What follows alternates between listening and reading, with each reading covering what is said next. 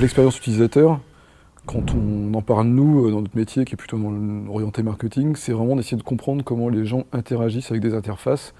Et une fois qu'on a compris comment ils interagissent, faire que ça se passe le plus facilement possible, le mieux possible, que ce soit le moins fatigant possible pour eux, et qu'ils puissent se concentrer sur les objectifs qu'ils ont à atteindre.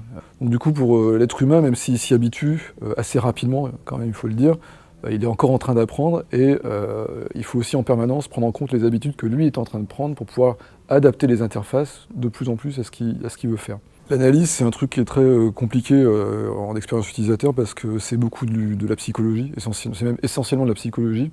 Et en fait, nous, ce qu'on fait, c'est on mixe les deux types de données, qui sont des données quali, humaines, avec des données quantitatives. Donc là, les méthodes pour recueillir des données quantitatives, c'est un peu toujours les mêmes, hein.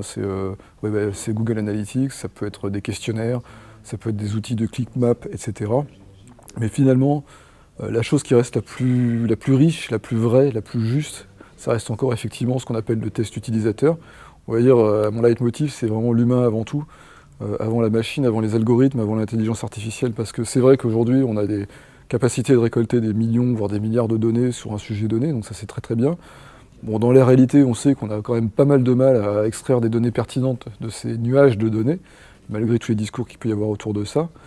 On a bien sûr l'intelligence artificielle qui débarque et qui est censée nous aider, comme le deep learning, à détecter des patterns d'informations dans des paquets de données gigantesques. Mais là encore, c'est quand même de la science-fiction parce que ça coûte très très cher, c'est très compliqué, c'est très long, il faut apprendre aux machines.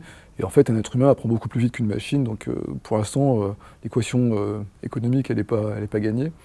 Et donc au milieu de tout ça, reste l'être humain, son observation, qui évidemment est beaucoup moins sexy, hein. Regarder des gens et les filmer, c'est pas particulièrement excitant, mais dans le fond, quand on fait des tests utilisateurs, quand on emmène nos clients devant leurs propres clients, qu'on les filme, qu'on regarde ce qu'ils font, qu'on utilise par exemple l'eye tracking pour aussi voir leur regard à l'écran, qu'on va utiliser des bracelets pour mesurer leur niveau d'émotion, etc., l'expérience va être beaucoup plus riche, beaucoup plus proche, et ça va être la même expérience que celle je vais dire n'importe quoi, un psychanalyste avec son patient. J'ai un exemple qui est assez précis par rapport à ça. Moi, j'ai bossé dans une grande société de VAD pendant 2 ans, et j'avais été sidéré de voir qu'on pilotait tout à l'aide de tableaux de bord, de choses comme ça, et que finalement, le client, on ne le connaissait pas. On ne savait même pas qui il était.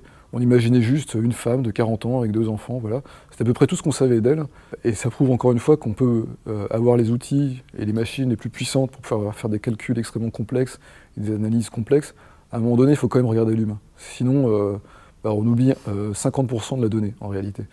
Et évidemment, quand on dirige une entreprise qui marche bien, à un moment donné, ce qu'on veut faire, c'est optimiser ses coûts. Et quand on commence à penser comme ça, évidemment, on commence à évacuer l'être humain. Parce que tout simplement, quand on a un plateau de relations clients avec 250 opérateurs dessus, on se dit, tiens, comment je pourrais faire pour gagner de l'argent?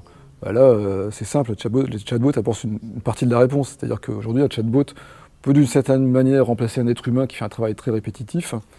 Et du coup, effectivement, faire gagner du temps en production, faire des économies en temps homme, voilà, des hommes qu'on ne licencie pas mais qu'on replace ailleurs dans l'entreprise, en principe.